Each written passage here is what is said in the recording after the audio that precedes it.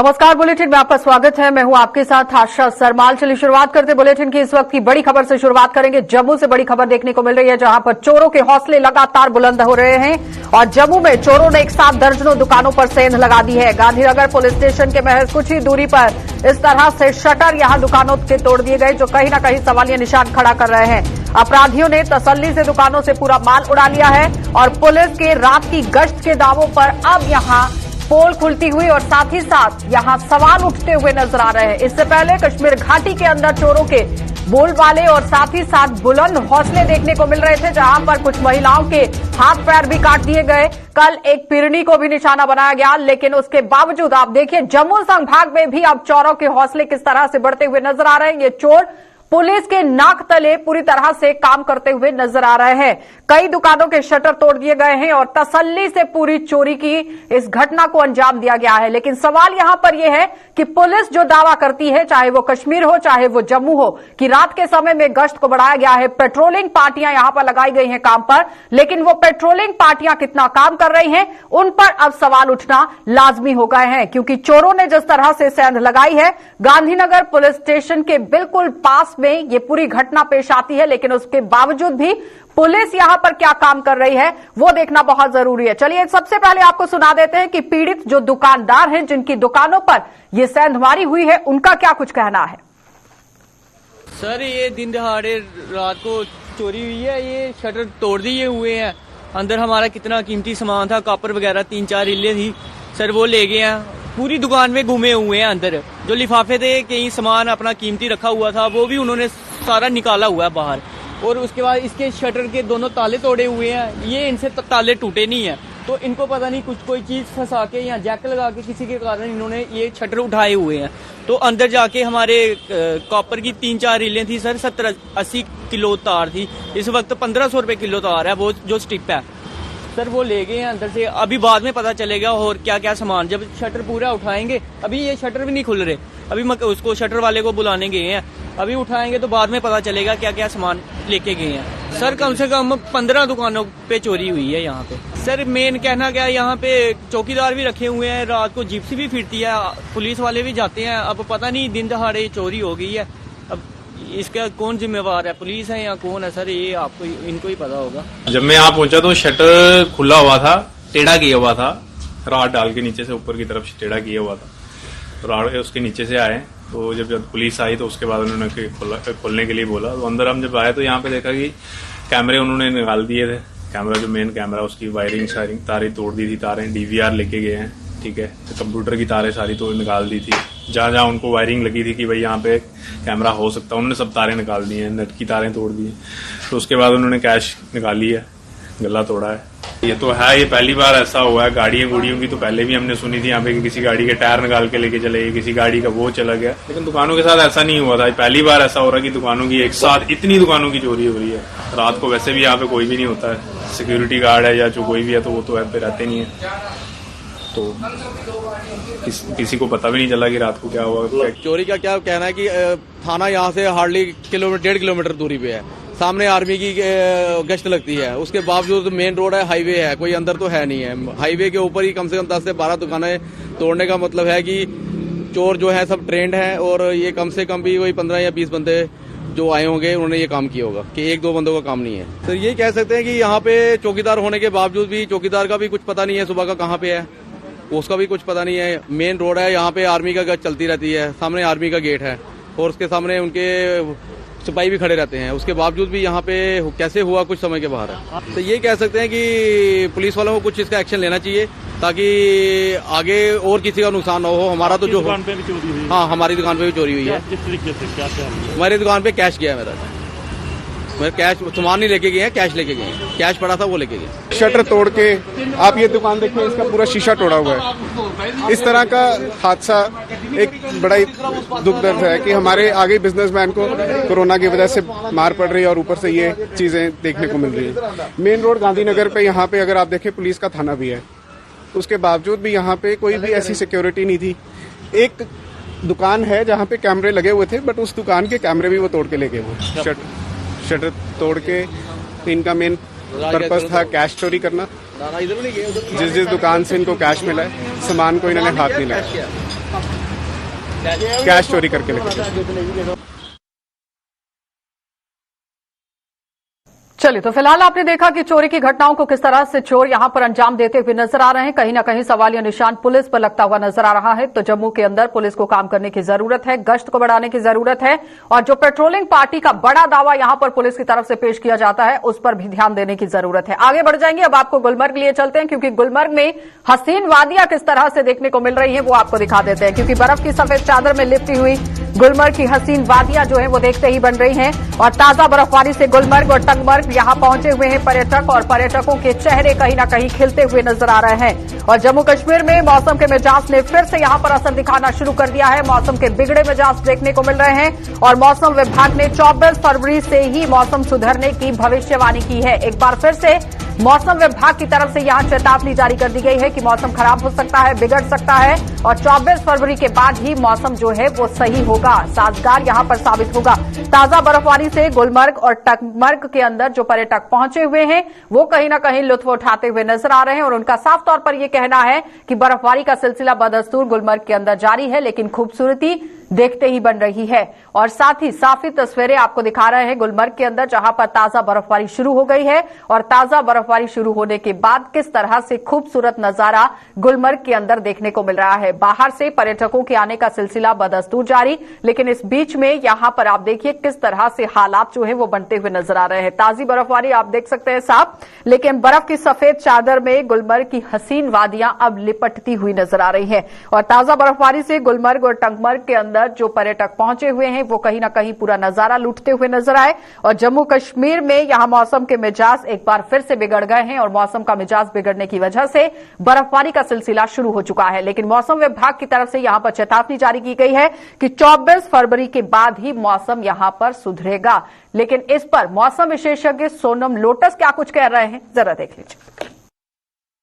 कि 22 और 23 के लिए आज सुबह सवेरे से ही मौसम उबर आलूद रहा है, क्लाउडी रहा है जम्मू कश्मीर और लद्दाख में, बल्कि कश्मीर में बहुत सारे जगहों पे मैदानी इलाकों में हल्की बारिश हुआ है। साउथ कश्मीर में या साउथ कश्मीर में चंद जगहों पे जैसे वेरीनाग या बनिहाल टॉप वगैरह में दरमियान दर्जे के हल्की से लेकर दरमियान दर्जे के बर्फ का भी रिपोर्ट आया है। इसी तरह नॉर्थ कश्मीर के भी चंद जगहों पे जैसे गुलमर्ग वगैरह में 3 फुट तक बर्फ हुआ है, अभी भी बर्फ चल रहा है। ये आज रहेगा।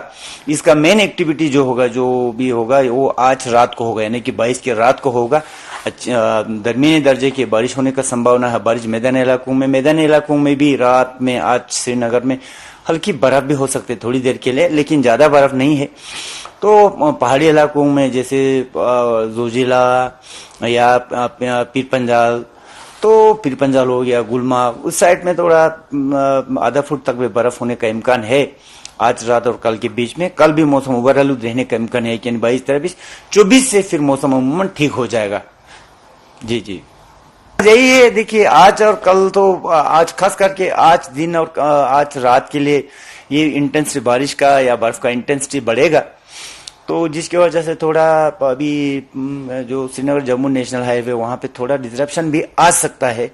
वैसे it is very difficult to say कि अब जब भी, मेरा तो यही है कि जब भी कोई पैसेंजर्स या जो श्रीनगर जम्मू के जो पैसेंजर वगैरह है, तो कंसर्न महकमा, ट्रैफिक महकमा से ही आप आपके अपने कन्वीनियंट के लिए, सेफ्टी के लिए उनसे पता करके ही, रोड का स्टेटस पता करके ही चलना चाहिए। फिर फिलहाल आप मौसम विशेषज्ञ सोनम लोटस को सुन रहे थे, और वो साफ तौर पर कह रहे हैं कि मौसम जिस तरह से खराब हो गया है, अब आपको अगर घर से बाहर निकलना है तो पहले ट्रैफिक का रूल्स को भी जान लीजिए, और साथ ही साथ कंट्रोल रूम से संपर्क जरूर साधिए कि रास्ता बिल्कुल सही है या नहीं, उसके बाद ही घर से बाहर निकलिए। इसी पर ज्यादा जानकारी के लिए हमारे संवाददाता इशफाक डार हमारे साथ जुड़ चुके हैं। इशफाक, जिस तरह से सुबह से ही बर्फबारी का सिलसिला बदस्तूर जारी हो चुका है, खूबसूरती तो देखते ही बन रही है, क्या कुछ है वहां पर हालात?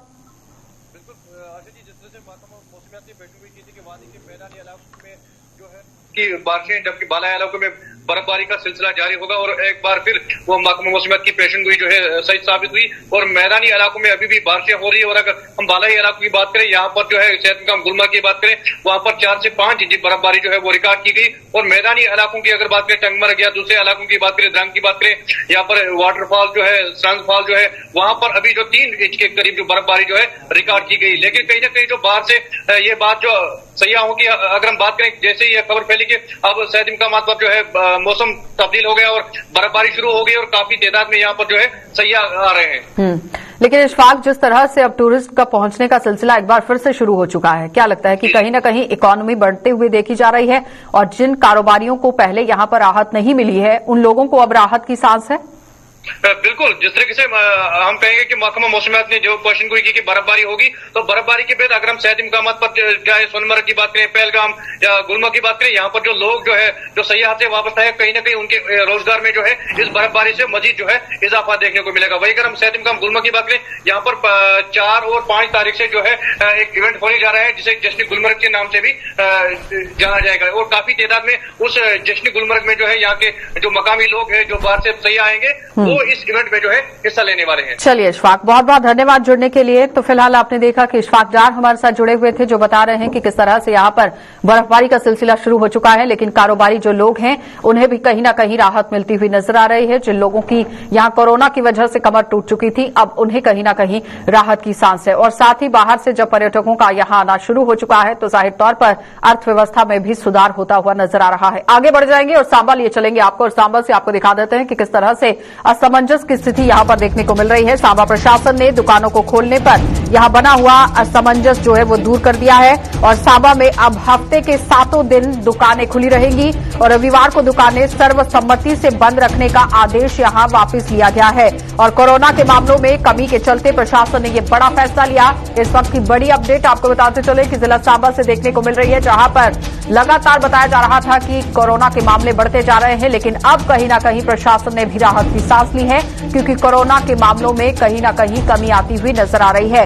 और सांबा प्रशासन ने दुकानों पर जिस तरह से असमंजस की स्थिति बनी हुई थी कि क्या दुकानें खुलेंगी या दुकानें नहीं खुलेंगी, इस पर अब असमंजस की स्थिति को दूर किया गया है और सांबा में अब 7 दिन दुकानें यहां पर खुली रहेंगी। लेकिन अगर रविवार को आपको दुकानें बंद करनी है तो सर्वसम्मति से आप ये फैसला ले सकते हैं। आदेश यहां पर वापस फिलहाल ले लिया गया है और कोरोना के मामलों में कमी के चलते इस पूरे आप देखिए किस तरह से हालात को मद्देनजर रखते हुए काम किया गया, क्योंकि सांबा प्रशासन पर पहले सवालिया निशान ये उठ रहे थे कि आखिर दुकानदारों के सामने पूरी तरह से बात क्यों नहीं रखी जा रही है, क्योंकि जब वीकेंड लॉकडाउन लगाया जा रहा था उस वक्त कहीं ना कहीं आम जनता के बीच में असमंजस की स्थिति, दुकानदारों के बीच में, व्यापारियों के बीच में असमंजस की स्थिति बनी हुई थी। लेकिन अब कोरोना के मामलों में लगातार कमी आने की वजह से इस असमंजस की स्थिति को दूर कर दिया गया है और 7 दिन यहां पर दुकानें खुली रहेंगी। ऋषि खजूरिया हमारे साथ जुड़ चुके हैं। ऋषि, जिस तरह से असमंजस की स्थिति वीकेंड लॉकडाउन पर हर दिन देखी जा रही थी, हर हफ्ते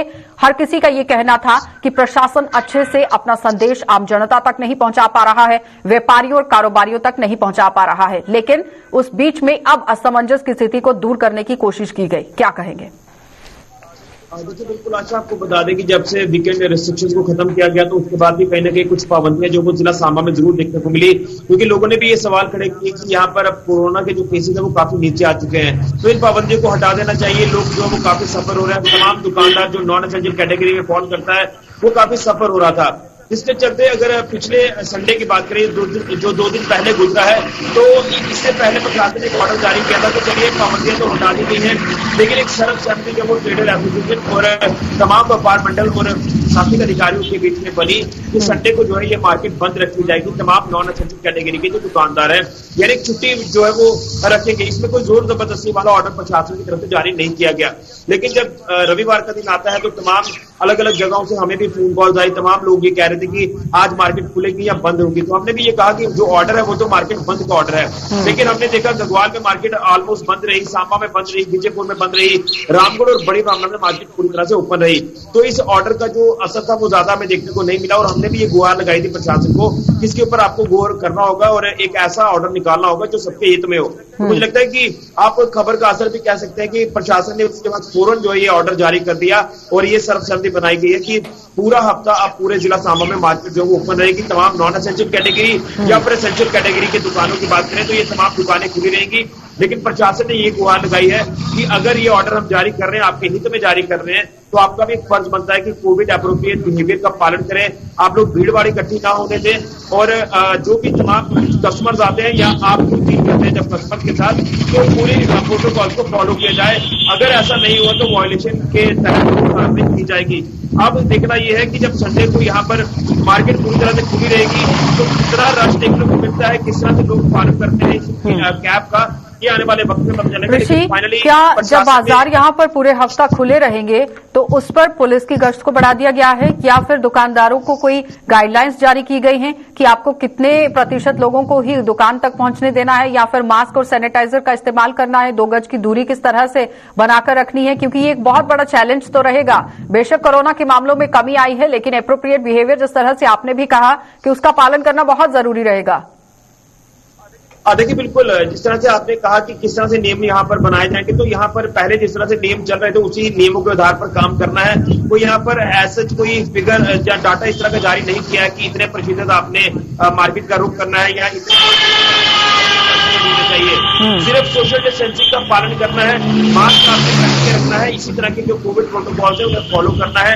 लेकिन आपने आशा देखा होगा कि जब कोरोना के चलते पाबंदियां लागू की गई थी तो काफी लोगों की एक मेंटेलिटी जो है वो नहीं बदल पा रही थी। तमाम भीड़ भाड़ रश इतना ज्यादा देखा जा रहा था, लोग सोशल डिस्टेंसिंग का पालन नहीं कर रहे थे। लेकिन शायद अब प्रशासन की बात करें तो वो भी थक गया होगा। हम भी लगातार अपडेट करते आ रहे हैं लेकिन अभी भी कुछ ऐसे लोग हैं जो अपनी मेंटेलिटी सोच नहीं बदल पा रहे। लेकिन फाइनली एक जो असमंजस बना हुआ था उस असमंजस को दूर कर दिया है प्रशासन ने और पूरे जिला सांबा में, जिसमें रामगढ़ ब्लॉक, विजयपुर ब्लॉक, बड़ी ब्राह्मणापुर मंडल, विजयपुर, सांबा, गढ़वाल, राजपुर, यहाँ तमाम दुकानें जो वो रविवार को भी। चलिए, बहुत बहुत धन्यवाद जुड़ने के लिए। तो फिलहाल आपने देखा कि ऋषि खजूरिया हमारे साथ जुड़े हुए थे जो बता रहे हैं कि किस तरह से पूरा एक हफ्ता यहाँ पर दुकानें खुली रहेंगी लेकिन पूरी तरह से प्रशासन की तरफ से अपील की गई है कि एप्रोप्रिएट बिहेवियर का पालन कीजिए, क्योंकि महज खबर के चलने के बाद असर भी देखा गया है, प्रशासन हरकत में आया है। लेकिन अब आम जनता को भी गौर फरमाने की जरूरत है कि अगर आपकी सहूलियत के लिए दुकानों को खोला गया है तो आप लोगों को भी पूरी तरह से गाइडलाइंस का पालन करना बहुत जरूरी रहेगा। आगे बढ़ जाएंगे, अब आपको डोडा लिए चलते हैं क्योंकि डोडा में भी आपको दिखा देते हैं किस तरह से हालात जो है वो बनते हुए नजर आ रहे हैं। क्योंकि यहाँ डोडा में अपराध के खिलाफ पुलिस को एक बड़ी सफलता मिली है और 2 महीनों में एनडीपीएस एक्ट के 15 मामले यहां दर्ज किए गए हैं। अवैध शराब बेचने वालों पर भी लगातार शिकंजा कसा जा रहा है और आवारागर्दी करने वालों पर भी कहीं न कहीं डोडा पुलिस जो है वो सख्त नजर आती हुई नजर आ रही है। और इस वक्त की बड़ी अपडेट आपको बता रहे हैं डोडा से, क्योंकि डोडा से पिछले दिनों ठाठरी से एक आतंकवादी को भी गिरफ्तार किया गया। टीआरएफ से ताल्लुक रखता था लेकिन इस बीच में पुलिस आप देखिए किस तरह से गश्त बढ़ाती हुई और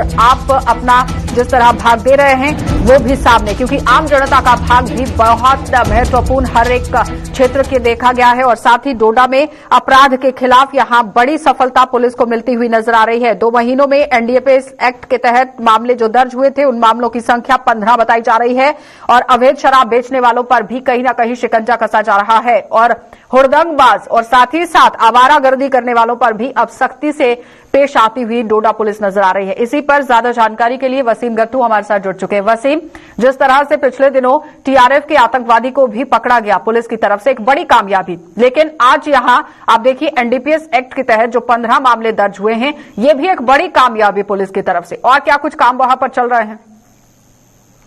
बिल्कुल, आपको बताना चाहूंगा जिस तरह से अब्दुल कोयम जो कुछ ही दिनों पहले एसएसपी डोडा आए हैं, लगभग 2 महीने उनको यहाँ पे हो चुके हैं। मैं आपको बताना चाहूंगा आपकी जानकारी के लिए 15 लोगों के ऊपर जो है कार्रवाई की गई है एनडीपीएस एक्ट के तहत। और जिस तरह से आपको बताऊं कि डोडा शहर के अंदर जो भी आवारागर्दी करता है, जो भी बच्चे आवारागर्दी शहर के अंदर करते हैं उनके ऊपर कार्रवाई की जा रही है। और आपको बताऊं कि ब्लैक मार्केट में जो शराब की करते हैं उनके ऊपर भी कार्रवाई की जा रही है। ड्रग इंस्पेक्टर के ऊपर बहुत बड़ी कार्रवाई जम्मू कश्मीर पुलिस कर रही है। अलग अलग जगहों पे हम देख रहे हैं कि नाके नजर आ रहे हैं और इनलीगल जो माइनिंग पहले देखते थे हम, इनलीगल माइनिंग भी काफी ज्यादा देखने को मिलती थी, उनके ऊपर भी एक शिकंजा कसा गया है पुलिस की तरफ से। और देसी शराब, अक्सर हमें कंप्लेंट आती थी देसी शराब जो है अलग अलग गांवों से निकल के वो वहां पे सेल की जाती थी, उनके ऊपर भी कार्रवाई की गई है। और एसएसपी डोडा की तरफ से ये भी बताया गया कि लोगों की तरफ से पूरा ताउन मिलना चाहिए और जो भी समाज के खिलाफ लोग हैं उनके ऊपर बहुत बड़ी कार्रवाई देखने को मिल रही है। जी लेकिन वसीम, यहाँ पर सवाल ये है कि आम जनता का सहयोग मिलना बहुत बड़ी बात है, क्योंकि आम जनता के अंदर पुलिस को लेकर एक डर और खौफ है कि अगर पुलिस के पास जाएंगे तो बार बार चक्कर काटने पड़ेंगे। क्या लगता है कि आपसी तालमेल को किस तरह से सुधारने की कोशिश कर रही है वहां पर पुलिस? बिल्कुल, देखिए यहाँ पे अलग अलग जगहों पे एसएसपी डोडा जो है उनके जो पूरी टीम है अलग अलग जगहों पे गांव में जाके या हमारी जो सिटी में जाके लोगों से मीटिंग ले रही है, लोगों से बातचीत कर रही है, लोगों से जो है तालमेल की बात कर रही है। जिस तरह से अभी मेरी एसएसपी डोडा से भी बात हुई, उनका यही है सब लोगों को मैसेज कि हमारे साथ तालमेल में रहे, जो भी ताउन की जहां पे उनको जरूरत पड़ती है वो ताउन दे। और जिस तरह से हम देखते थे यहाँ पे काफी ज्यादा ड्रग्स की कंप्लेंट आती थी, उनके ऊपर एक बहुत बड़ी कार्रवाई देखने को मिल रही है और डोडा शहर के अंदर लोग काफी खुश नजर आ रहे हैं। चलिए वसीम, बहुत बहुत धन्यवाद जुड़ने के लिए। तो फिलहाल आपने देखा कि वसीम गट्टू हमारे साथ जुड़े हुए थे, जो बता रहे हैं कि पुलिस आम जनता के सहयोग से पूरी तरह से काम करती हुई नजर आ रही है। जो आम जनता के अंदर एक डर है, खौफ है कि पुलिस के पास अगर जाएंगे, संपर्क साधेंगे तो बार बार पुलिस यहां स्टेशन के चक्कर लगाने पड़ेंगे, तो ऐसा बिल्कुल भी नहीं है। एसएसपी की तरफ से इस बात को पूरी तरह साफ कर दिया गया है। तो आम जनता का सहयोग काफी जरूरी है। आगे बढ़ जाएंगे अब जम्मू के जीएमसी अस्पताल की वार्ड यूनिट और वार्ड में आज अचानक संदिग्ध परिस्थितियों में आग लगने से वहां पर सनसनी फैल गई और इस वार्ड में अचानक धुंध उठने लगी और साथ ही साथ फिर देखने पर आप देखिए किस तरह से लपटे जो है वो उठने से लोग सकते में आ गए। और गनीमत ये रही कि इस हादसे में कोई जानी नुकसान नहीं हुआ है और वार्ड में भर्ती मरीजों को वहां से समय रहते दूसरी जगह पर शिफ्ट कर दिया गया। और सूचना मिलने पर दमकल विभाग की गाड़ियां भी मौके पर पहुंची हैं और आग पर काबू पा लिया गया। इस हादसे में किस वजह से आप देखिए कि ये लोग वहां पर शिफ्ट भी किए गए हैं, लेकिन इस बीच में ये जानना बहुत जरूरी था कि यहां पर ये जो हादसा पेश आया है किन कारणों की वजह से आया है, कैसे ये हादसा वहां पर हो गया, इसकी पूरी तरह से जांच की जा रही है। इन्वेस्टिगेशंस की जाएंगी कि कारण क्या था, पर अपेरेंटली जो हमको लग रहा है वो ये एरिया जो था जहां से आग शुरू हुई, ये बाथरूम के साथ एक थोड़ा पैसेज था। तो हो सकता है अब हमारे यहाँ पे एक लोग कई बार बाथरूम में हमने बड़ी बार देखा है कि वो जाके ना धूम्रपान करते हैं, तो हो सकता है किसी ने वो धूम्रपान करके बीड़ी या सिगरेट का टुकड़ा नीचे फेंका, तो वहां पे थोड़ा सा वो पैसेज था, पैसेज में हमारे डस्टबिन वगैरह भी होते हैं, थोड़ा सा डिसयूज्ड ओल्ड मटेरियल भी पड़ा था, हो सकता है उसने आग पकड़ी हो, तो या फिर शॉर्ट सर्किट से भी हो सकता है। पर जो मैंने अभी इलेक्ट्रिशियन हमारे वहां पहुंच गए थे, खैर हमने सारी वार्ड की जो इलेक्ट्रिक सप्लाई थी उसको उसी वक्त तुरंत हमारे इलेक्ट्रिशियन ने ऑफ कर दिया था और जो ऑक्सीजन पाइपलाइन थी वो नीचे उसको ऑक्सीजन को भी उन्होंने बंद कर दिया था और स्मोक काफी ज्यादा हो गया था पूरे वार्ड में, तो हमने वहां से पेशेंट्स को इवैक्यूएट कर दिया वार्ड 8 और वार्ड 9 से। जानी माली नुकसान कोई नहीं हुआ, क्योंकि वो मैं जैसे आपको बता रहा हूँ कि स्मोक काफी ज्यादा हो गया था, तो दोनों वार्ड से हमारी सारा स्टाफ मिलके, हॉस्पिटल स्टाफ, हॉस्पिटल के सिक्योरिटी वाले और दूसरे वार्ड से भी हमने सारा स्टाफ निकाल के सारे उधर पहुंच के टाइमली सारे पेशेंट्स को उन 2 वार्ड से इवैक्यूएट कर दिया गया, उनको सेफली दूसरी जगह पहुंचा दिया गया था। तो वाहन चालकों को यातायात नियमों का पाठ पढ़ाने के लिए बिजनौर में ट्रैफिक पुलिस द्वारा केसी मोड़ में विशेष नाका लगाया गया और इस दौरान बिना हेलमेट की बाइक चलाने वालों के साथ साथ यहां गाड़ी चलाते वक्त फोन पर बात करते हुए चालकों के चालान काटे गए। इस मौके पर ट्रैफिक पुलिस अधिकारी ने लोगों से कहा कि अगर पैसेंजर गाड़ियों में यहां आपसे कोई ज्यादा किराया वसूलता है तो उसकी शिकायत करें और उस पर कड़ी कार्रवाई की जाएगी। इसके बाद आपको ये बताते चले कि साथ ही उन्होंने लोगों से अपील की है कि ड्राइविंग लाइसेंस होने पर ही वे अपने बच्चों को गाड़ी चलाने की इजाजत दें। साथ ही दोपहिया वाहन चालकों को हेलमेट पहनने की भी अपील की गई। यहाँ यही पे कोशिश है कि लोगों को अवेयर किया जाए। चलानी तो है ही है हमारी, और चलानी के साथ साथ कुछ लोग ऐसे हैं जिनको डबल हेलमेट का नहीं पता है, या मेटाडोर्स में मतलब इन्होंने लिस्ट जो है वो डिस्प्ले नहीं की है। अब हम मेटाडोरों को पूरी हिदायत दे रहे हैं कि डिस्प्ले करो अपनी जो किराए की लिस्ट होती है। नंबर 2, सवारियों से भी हम कह रहे हैं कि अगर कोई ज़्यादा किराया ले रहा है आपसे, मैं आपके माध्यम से ये अपील करना चाहता हूँ तमाम लोगों से कि अगर आपसे कोई ज़्यादा किराया ले रहा है, आपने उसके साथ लड़ना नहीं है, झगड़ना नहीं है। गाड़ी का नंबर नोट कीजिए आप हमारे कंट्रोल रूम को बताइए, हमें बताइए। कोई ट्रैफिक वाला मिलता है, चाहे वो बारी ब्राह्मणा में खड़ा है, चाहे वो सतवारी में खड़ा है, चाहे वो बिश्ना में खड़ा है, कोई भी ट्रैफिक वाला मिलता है, उसको गाड़ी का नंबर दे दीजिए कि इस गाड़ी वाले ने हमसे ज्यादा किराया लिया। आगे काम फिर हमारा है, हमने जो करना है उस गाड़ी के साथ कर लेंगे। तमाम लोगों से हमारी यही गुजारिश है कि आप लोग थोड़ा अवेयर हो जाओ, हेलमेट डाल के चलें, गाड़ी में सीट बेल्ट पहन के चलें और रैश ड्राइविंग ना करें। और जो पेरेंट्स हैं उनके आगे मेरी ये अपील है कि अपने बच्चों को गाड़ी तब तक ना दें जब तक उनका ड्राइविंग लाइसेंस नहीं बन जाता, क्योंकि ड्राइविंग लाइसेंस ना होने की वजह से ये होता है कि अगर बच्चा किसी हादसे में मुलव्वस पाया जाता है या कुछ ऐसा रब ना करे कोई ऐसी बात हो जाती है तो एक्शन जो है वो आप पे आएगा।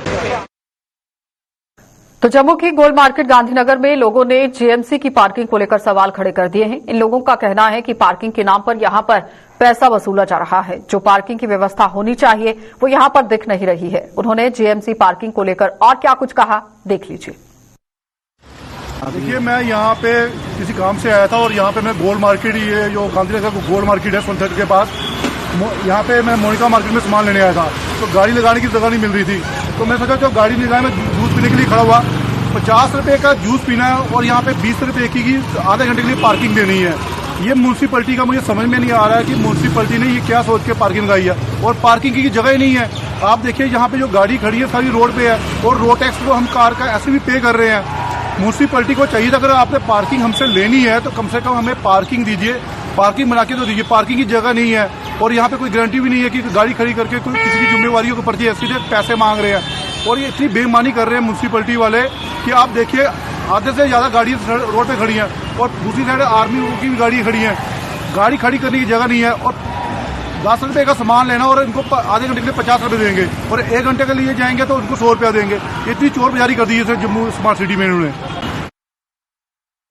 तो सरकार की ओर से देश को स्वच्छ बनाने के लिए स्वच्छ भारत अभियान को शुरू कर दिया गया है, लेकिन इसका असर ग्रामीण इलाकों में कम से कम देखने को मिल रहा है। अगर आरएसपुरा क्षेत्र की बात करें तो यहां पर भी गंदगी के ढेर लगे हुए हैं और स्थानीय लोगों ने कहा कि स्वच्छ भारत अभियान यहां शहरी इलाकों तक सीमित होकर रह गया है और देहाती क्षेत्रों में अब भी यहां पहले जैसे हालात बने हुए हैं। इन लोगों ने मांग की है कि ग्रामीण क्षेत्रों में भी डस्टबिन के साथ साथ डंपिंग स्टेशन का प्रबंध किया जाए ताकि सरकार का स्वच्छ भारत का सपना पूरा हो सके।